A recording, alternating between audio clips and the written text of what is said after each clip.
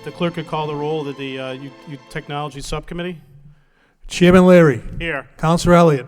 Councilor Leahy. Yeah, here. Two present. Great. For the purpose tonight to discuss with Verizon their proposal, Mr. City Manager, if you could make the introductions and give us an overview of our discussion tonight. Members of the subcommittee and other city councilors. We've invited representatives from Verizon to come here this evening. First of all, they have a proposal that they have advanced to my administration, and they'd like to present it to the city council tonight relative to installing 50 cells in the city of Lowell to provide additional services to the residents of the city of Lowell. I'm going to ask them to make that presentation this evening. I've also told them that to be prepared also this evening for any questions about FiOS or the lack thereof in the city of Lowell. So I'd like to first start by introducing the Regional Director of Government Affairs for Verizon, Stephanie Lee, Andrew Allen, who's the New England Director of Verizon Wireless Network Engineering, Sean Conway, who's a Verizon engineer, Tom Hildreth McLean, he's an attorney, Tom Hildreth, an attorney, and the one and only Victor Mnuchin, an attorney for Verizon. So at this point in time, I would like to turn it over to Stephanie, but I would like, after the presentation is made, at least to reserve some time for comments about this cell proposal that's pending before the administration. Okay. Thank you, Mr. Manager. Stephanie? Stephanie, one second. I'm sorry. And one other, we have John Myers from our MIS department who's been working with me relative to FiOS and the cell issue. Okay, and we also have Councilor Rita Mercier here as well as City Solicitor Christine O'Connor. And Councilor Elliott is in attendance as well. Stephanie.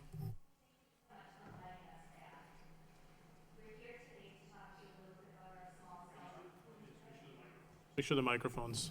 Oh, there we go. You can pull it closer to you as well. Okay, great. Thank you. We're here tonight, as you know, to talk about our proposal to the City of Lowell for a small cell deployment across the city that would improve our wireless service in the city and set the foundation for future technology growth.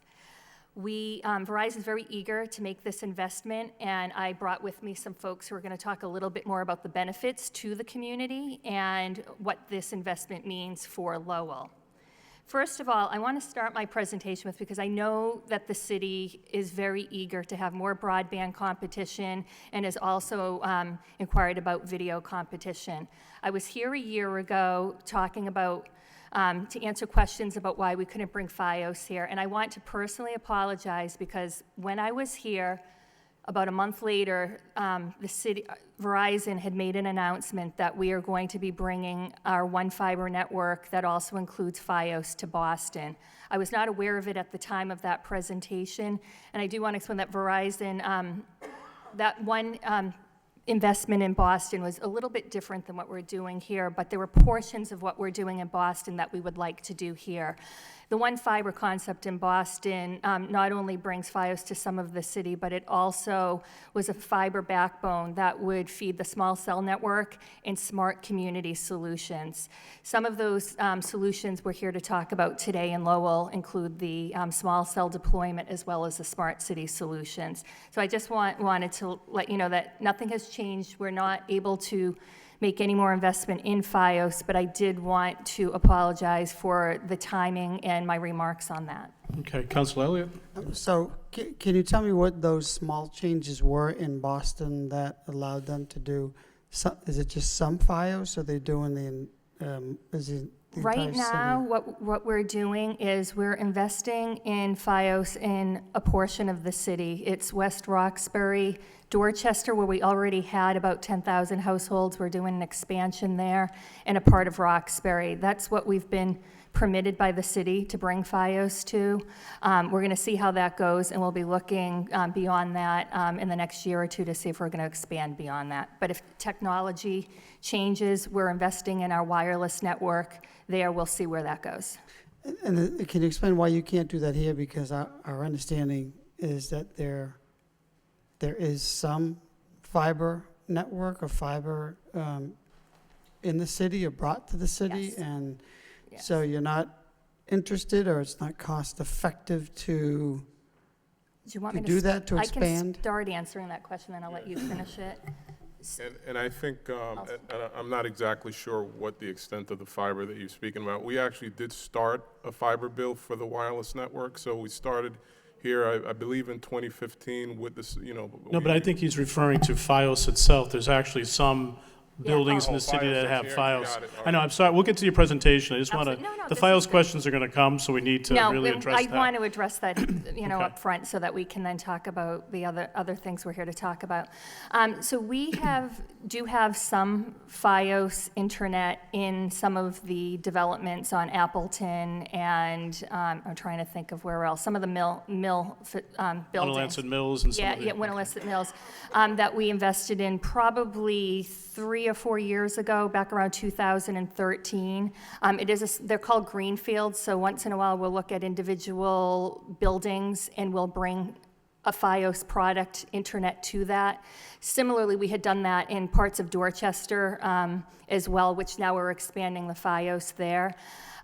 We look at individual buildings on a case-by-case basis, so that doesn't mean that if there's other greenfield opportunities in Lowell that we wouldn't consider bringing that, because there is some fiber here. So just a question, just, and not to interrupt Councilor Elliott, but FiOS fiber. what is a definition of green fields, I guess? A greenfield would be a renovation of a new apartment building, mill buildings that are getting renovated for multiple purpose use, residential, mixed business, that kind of thing. Councilor Elliott? Or So- even new construction. And I know I am by far an engineer, or I'm just trying to understand, if you're bringing the fiber to a particular area, why that can't be expanded, or you can't, or you won't branch out to the neighborhoods or the rest of the... Well, So how it similarly works- to what you're doing in West Roxbury and Dorchester. How the FiOS network works is it's fiber to the home. So you're running fiber to the premise, to every individual apartment unit, every individual house, every individual business. So there's obviously a lot of cost associated with that. So where we might look at a mill building and bring FiOS to, as we have in a couple of the buildings here in Lowell, you're really just bringing it to one multiple dwelling unit.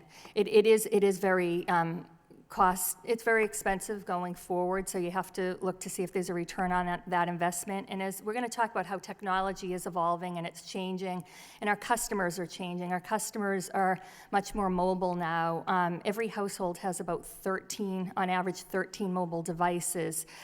Wireless technology is getting better and better. If we look at how people use video now, it's not always via cable TV. They use Netflix, they download off of YouTube and different sites. We watch our news now on our phones. So our customer habits are changing, and at the same time, we're investing more in our wireless network. So that's going to be, at a point in time, and not too distant future, and Andrew could talk more about that, that network is going to be just as good as what we offer on FiOS, and some of the investment we want to make here will set the stage for that. That's going to improve the network today, and will set the stage for future technology. Okay, I'll just wrap up, Mr. Chairman. But you can understand from our perspective, where we hear on a consistent basis that whether it's a neighboring community or some location in the city, they have FiOS. Why can't I have FiOS? I want better service. I'm not happy with Comcast. They want to have options, and to some degree, that more competition creates either a better price or stability. So that's why we bring it. We bring it forward because we hear it all the time. They're dissatisfied with whatever particular service they have, and they want better. And that's an option, so. We understand. Okay, just to follow up on that too, so when you select a building, so why are you selecting FiOS? Is it because the wireless simply won't go through or be useful in the building? I mean, I don't. I'll let you answer that question on why we don't bring Yeah, and I think, wireless. in some cases, we'll bring FiOS to a building. I mean, it could be that they have very specific data requirements, and we don't do a lot of certain types of in-building type applications, so it could be the bandwidth that they want. At this point, there are applications or services that would be better suited for a actual wired connection versus a wireless connection. So it really depends on the applications, the services that the customer needs, and then we'll take a look at, you know, what serves that requirement best. In some cases, it's a wired attachment and a service coming into the building, and in other cases, it's wireless. But to Stephanie's point, what we're seeing is that when we're looking at even banking and different industries, they are moving very much to wireless connections. I mean, in a lot of cases, banks and bank telling machines, perfect example. Those used to always have a cable or some type of copper wire going to it, so that if the bank lost connection, they'd have a backup connection. Those backup connections are actually migrating to wireless, because wireless is much more reliable today than it was in the past. So we're definitely seeing a shift. There's definitely a paradigm shift in the way that customers are using wireless today. So it's kind of to support what Stephanie said. It's really about, you know, access and getting broadband into people's homes as well as into businesses, and it's increasingly becoming a more mobile environment. So I think I understand this. So and if I can understand it, then we can explain it to the Sure. probably hundreds of people that we interact on an annual basis and complain about, you know, cost rates. So I have a service provider, and I think this is what you mean about more wireless and less hardwiring. I can get, I'll just say, I can get, Xfinity comes in on a wireless connection for me anywhere that I'm at. Is that what you mean by the direction that technology is changing and internet service will be less, there'll be less cable connections or wires versus you'll be able to. Yeah, I think, and I think. And the service isn't very good, but. Yeah, yeah, I think it depends. And I think what we're seeing is, you know, the speeds that we're getting from a wireless perspective are becoming very much equal to what you're seeing on a lot of, you know, what we'll call landline connections. And that's going to get even better. And we actually see a future where it's going to actually surpass what we're seeing from a cable perspective. So really what we want to do in the city of Lowell, and I'll get into this, is we want to pre-position you for that. And small cells, and you'll hear things about 5G. We don't know everything about 5G, but in the trials that we've already done this last year, coming into this year, we know that it's a very bright future. The speeds that we're seeing, which your constituents want, that's exactly the promise that it brings. It's all about bringing more broadband, more speed, more reliability into people's homes. Wireless is increasingly becoming that choice that, you hear about the millennials, you hear about people who are totally disconnecting, and all they really have is a wireless connection. And it's not only to do voice, but also to stream video, to do all the over-the-top services that you hear a lot about. I mean, even Lowell High School, I was here the other day and just taking a look at the students, and when I speak to colleges and things like that, those are the things that they're looking for. Great wireless service. Thank you. All right. Any follow-ups to that, or? No, so I guess what we'll do now is Stephanie's going to begin to go through the presentation. And I'm Sure. sure we'll have questions as we get into Great, it. that's fine. And I think we're sort of jumping through some of the points in Sure. the presentation, which is great. We That's can have good. I think more of a actually discussion. redundancy is a good It's more thing for this topic. interesting, right? Yeah. So anyway, the other thing I wanted to talk about too is that we really do value our relationship with the city of Lowell. Lowell is a very important community to us because it is home, Crosspoint's home to over 1,000 employees across all lines of our business. In addition to that, we just hired 65 union-represented customer service representatives. We did it in a month in the city of Lowell, partnering with the Lowell Workforce Investment Board and Middlesex Community College, helping match job seekers to the opportunities that we had here. Those jobs could have gone anywhere, but we really lobbied to put them in Lowell. We think it's a great facility for us. It's a great environment here. It's accessible for many people. So we added those jobs here, and we're really happy that the community was such a good community to work with that we're able to. It's almost impossible to hire 65 people in 30 days around the holidays, but we did it, and that's because of the quality of employees and workers you have here in this community. In addition to that, we do have 70 Verizon employees who live in Lowell and call it home. We also pay over $600,000 a year in taxes to the city between real estate and personal property taxes. And if these small cells are approved, they will add to the personal property tax base as well in future years. We also, through the Verizon Foundation, have been investing in the Lowell Public Schools, and in the last 2 years, we've invested in some STEM programs, a makerspace over at Lowell High School and in some of the middle schools, as well as a STEM camp at UMass Lowell, where we host a lot of high school students in our Innovation Center for a week in the summer. And we've invested about $125,000 there in 2015 and 16. So you are very important to us. We really want to make this next investment here. And as you know, technology is evolving. I had learned from Moran that we have a long history in the city of Lowell. Back in the late 1800s, Dr. Mosley Greeley Parker actually recommended the use of 4-digit phone dialing, which was a way around operators. He was concerned, with the measles outbreak, he was He concerned. invented the telephone number. Yeah, right, it's that, pretty cool. exactly. He invented the phone number and then invested in New England Telephone. We adopted that technology, and he was an early driver of innovation. Since the late 1800s, obviously technology has evolved quite a bit, but it's really evolved in the last 10 years. Just 10 years ago, Apple introduced the iPhone and revolutionized really how we live, learn, work, and consume media. Now we have computers, multimedia technology right in our hands, and that's led to our mobile society. What I'd like to do is just show a very brief video that kind of talks about the changes. It's 2 minutes, but it has some statistics and talks about how communities can benefit from this. While we're waiting for the video too, Councilor Samaras has also joined us, so.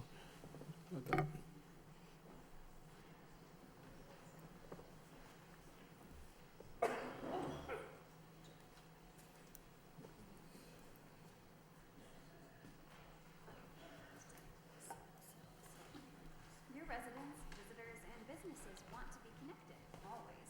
Whether they're uptown, downtown, or from out of town, they need to be wireless. Last year, wireless subscribers used almost 10 trillion megabytes of data, more than double the year before. That's like 15 million Netflix movies being streamed every day.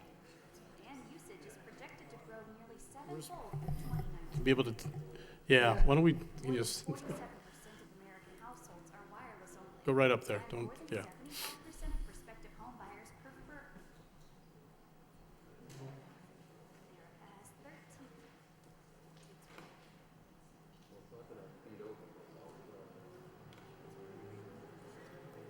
Put a microphone up. In connected devices. That's a lot of. John, should we try to put a mic by the audience? Yeah, John, why don't you move the, like, if you move the mic over, might be a good idea. Just put the mic over, might actually be mic. No, that's, don't be sorry, John. And Stephanie, I just we appreciate your involvement to the city as well for Verizon. We acknowledge that you're a large employer in our city, and we value that. We value the additional 65 positions, which, you know, Mr. Leahy was doing quick calculations. That's about $3.2 million worth of employment. So we thank you for that. Oh, you're welcome. Whether they're uptown, downtown, or from out of town, they need to be wireless. Last year, wireless subscribers used almost 10 trillion megabytes of data, more than double the year before. That's like 15 million Netflix movies being streamed every day. And usage is projected to grow nearly sevenfold through 2019. More than 47% of American households are wireless only, and more than 75% of prospective home buyers prefer strong cellular connections. The average household in North America has 13 connected devices. That's a lot of YouTube. But this increase isn't just from people streaming HD videos and making Facebook posts. Wireless networks are supporting new, innovative technologies like the Internet of Things, smart communities, connected schools, and cloud adoption, just to name a few.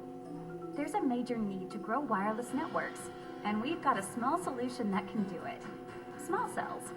These compact wireless devices extend wireless network coverage and increase network capacity to more users where they need it most, like a high-traffic city street, a shopping center, or nooks and crannies that make it difficult for a wireless signal to reach.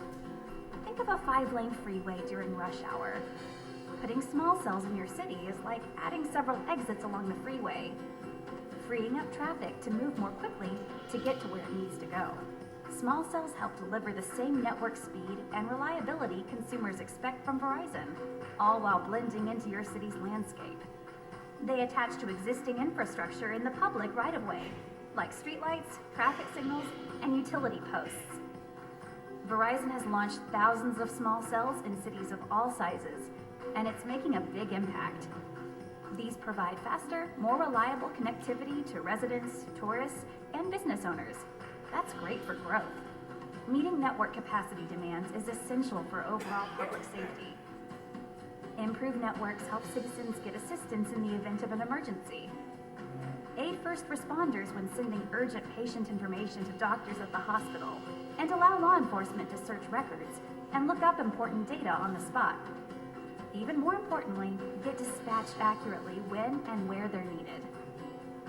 Adding small cells provides the network foundation your city needs to solve this growing demand, keep your residents safe, and give your residents access to the information superhighway, no matter where they are. They become the groundwork for future smart community solutions like smart lighting, smart traffic, smart parking, and digital kiosks. Working with Verizon, we can enable cities with a network built for the digital future, and there's nothing small about that. So, thank you for that. Some of the points that we really wanted to make is that obviously people are using their devices for a lot more things. And in fact, I really want to underscore that small cells are not only critical in helping people manage their lives, but it is very critical for first responders and 911.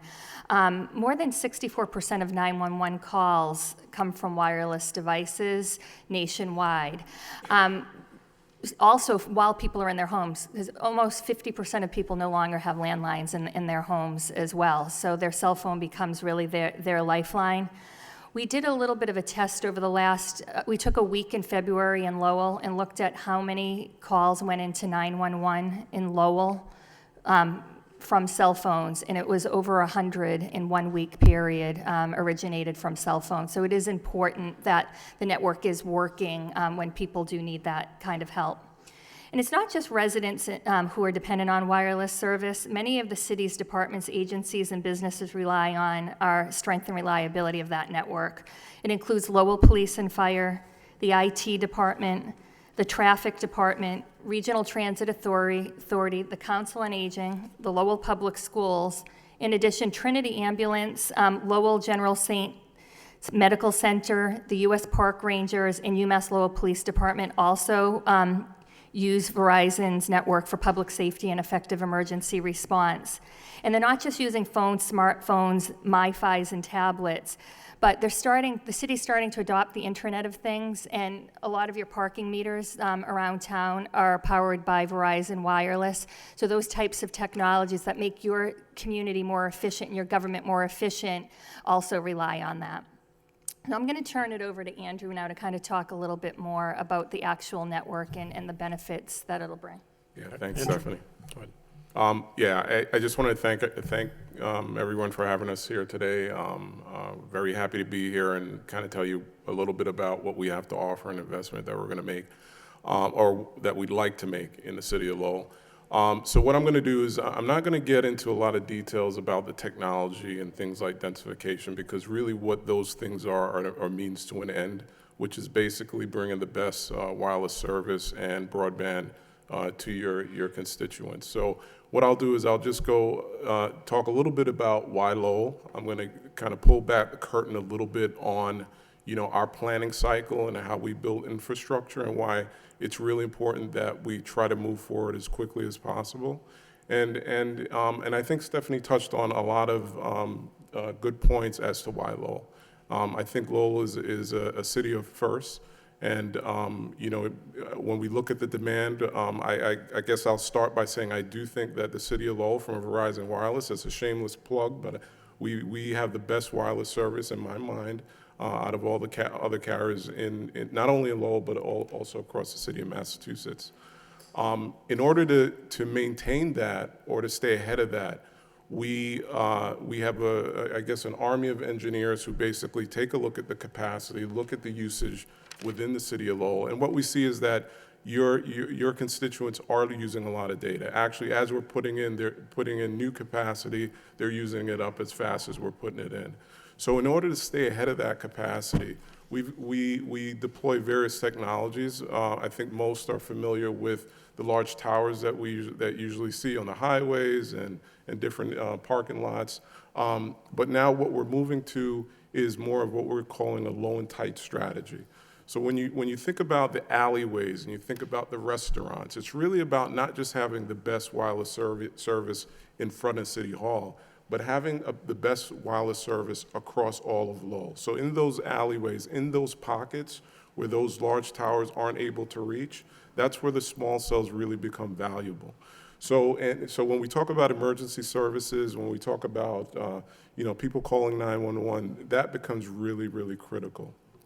And honestly, when we started in 2015, one of the things that we considered in making probably one of the largest investments from a small cell perspective in any municipality across Massachusetts, not only across Massachusetts, but I can honestly say across all of New England, is because Lowell has been such a great partner in the past with respect to wireless technology. And we thought that who best to kind of start deployment of small cell technology in 2015 than the city of Lowell. Fast forward about a year. Well, I guess the question really is you're starting it because we're a good partner, but isn't it also because of capacity at this point? Absolutely. Okay. And because we're looking at the capacity demands over the next 12 months, over the next 24 months, and what we're seeing is that in order to stay ahead of that for for the people of the city of Lowell, we need to add that capacity now. So it's not only, of course, because of the relationships that we had, but also to stay ahead of capacity. Absolutely. So what we've done, even if we fast forward 12 months, I've gone back, to my leadership and basically said that we need to retain the investment that we put forward in 2015.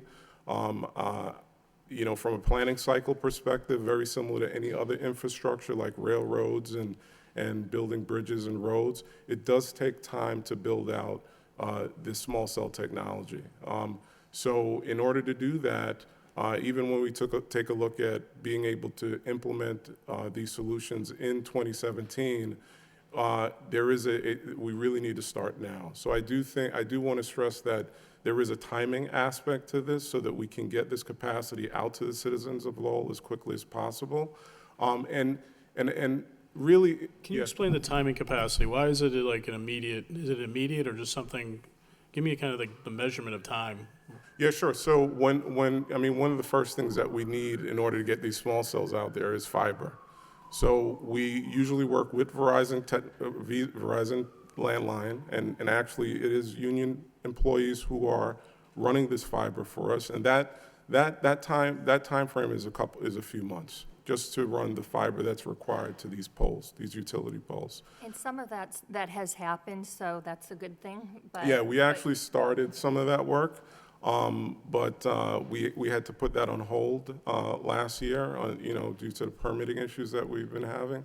So some of that has already started, so we've got to jump on some of that activity.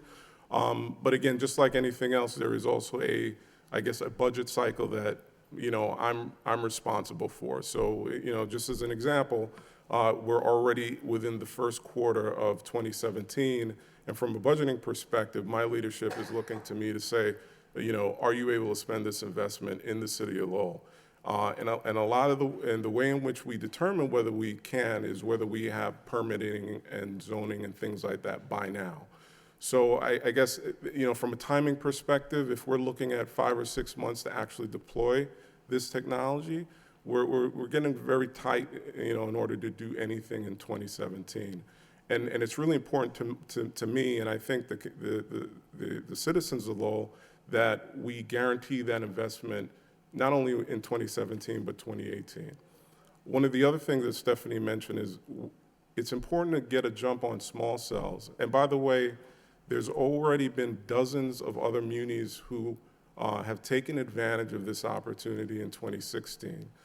But you need this technology to prepare you for future technology like 5G, because 5G is really going to be built on the back. Two quick questions then. So one, can you give some other communities? And then 5G, how far out are we before that type of technology is reality? Well, I think we've already started trials in 2016 in various locations.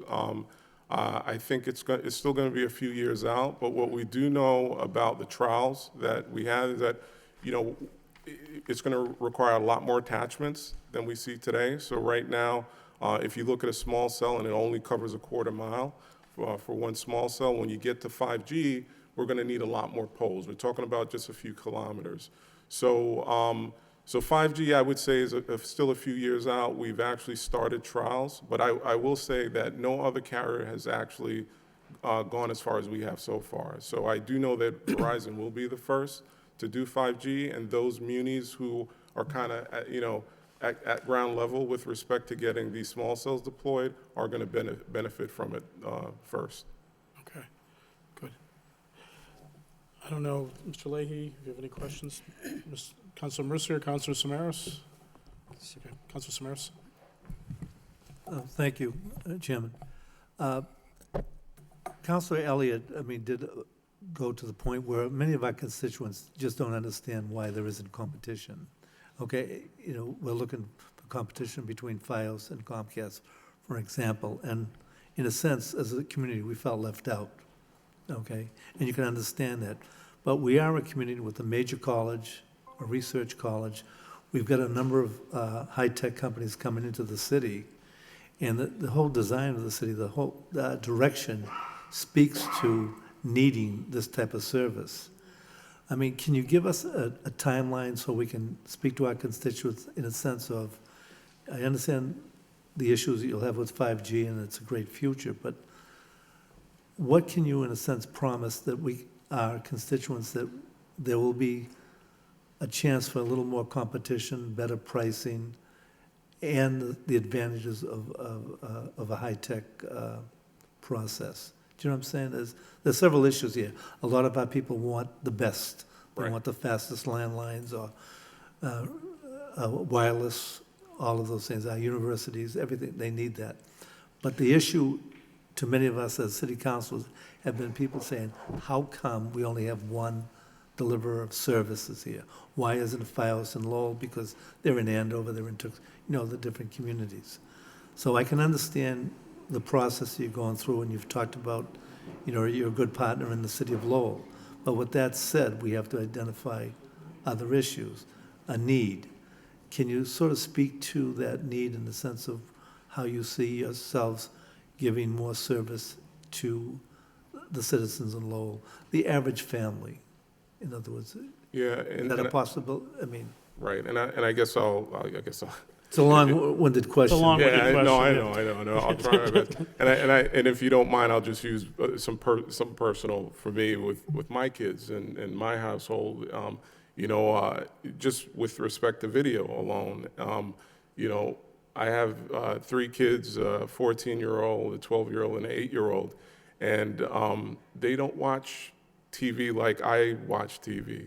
It's all about Netflix and a lot of over the top. Not to say that we do have cable service as well, but what you'll see is that there's definitely a shift to being more mobile from not only your Gen Xers or your millennials, but it's something that I'm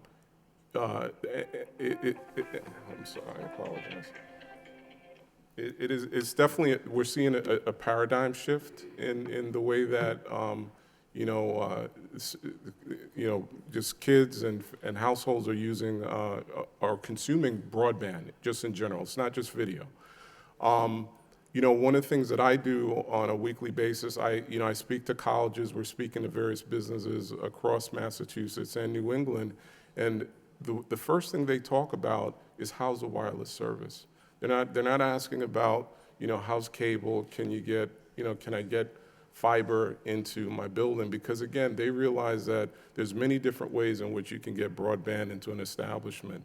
And actually, if you look at some of the businesses that have moved into the Massachusetts area, a lot of them are, in some cases, preferring to pick wireless as Do you have a percentage of that from your customers? How many are choosing wireless over a direct?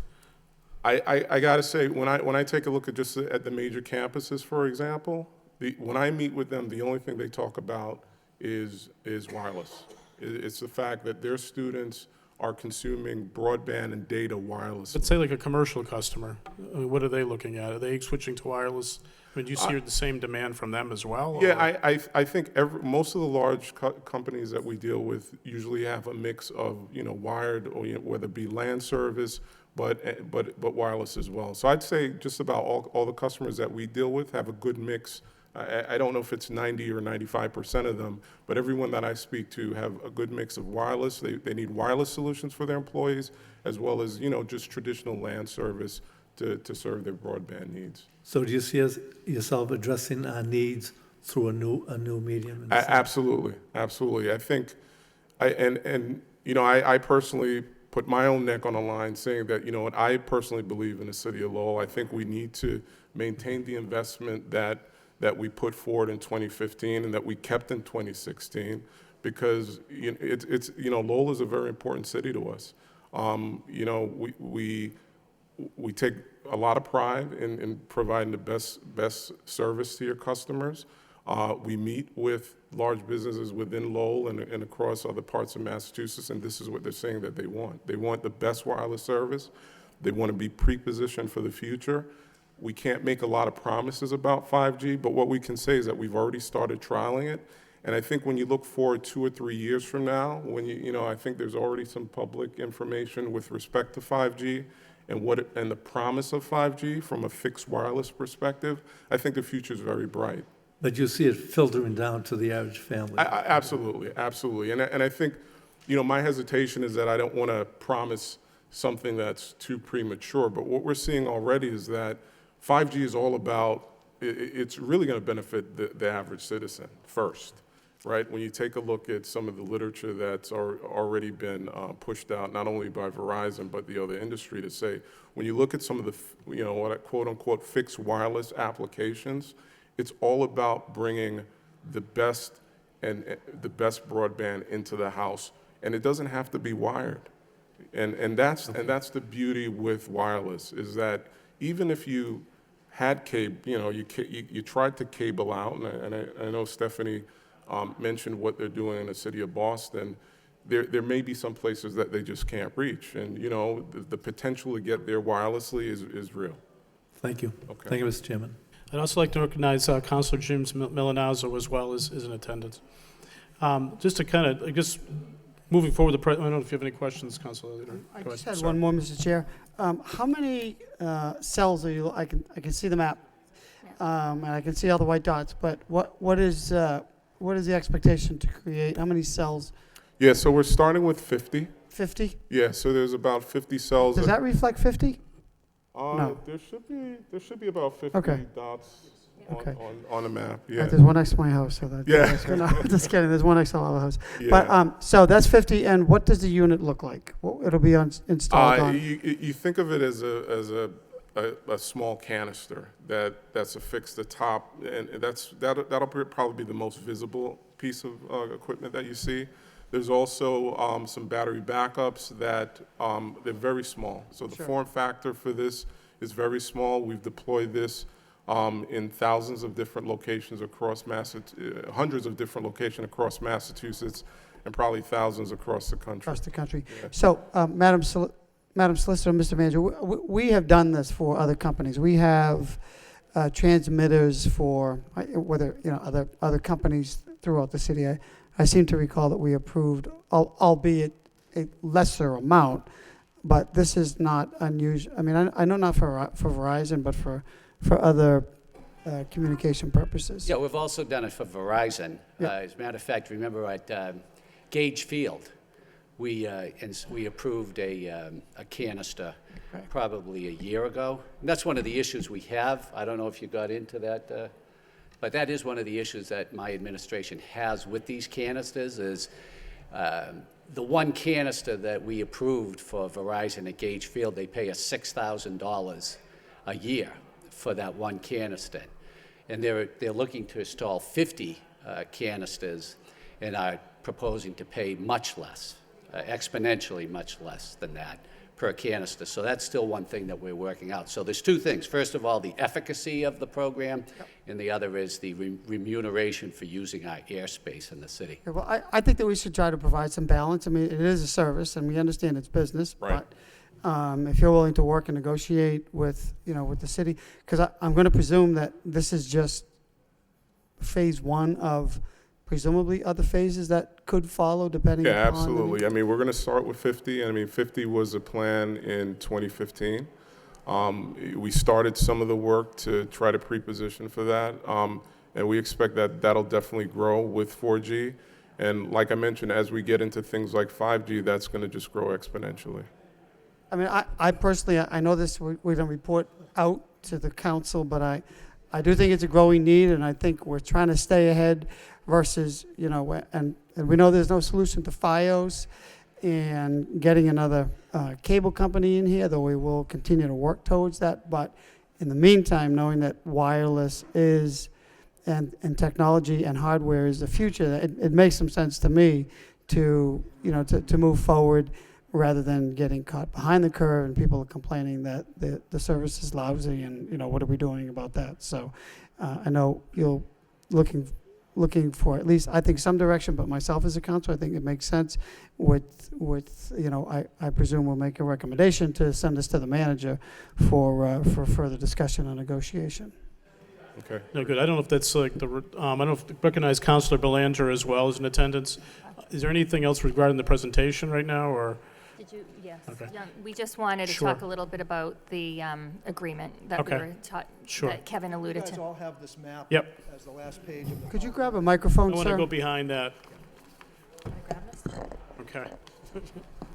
Perfect. I'm just going to talk briefly about kind of the mechanics of where we are. Sure. And Andrew had mentioned the other communities in Massachusetts where we've permitted small cells. This is a list on the board. There's 68 towns in Massachusetts, towns and cities where we've permitted small cells already to date. Okay. And the list grows weekly. Fairhaven's not on this list. It was just permitted last week.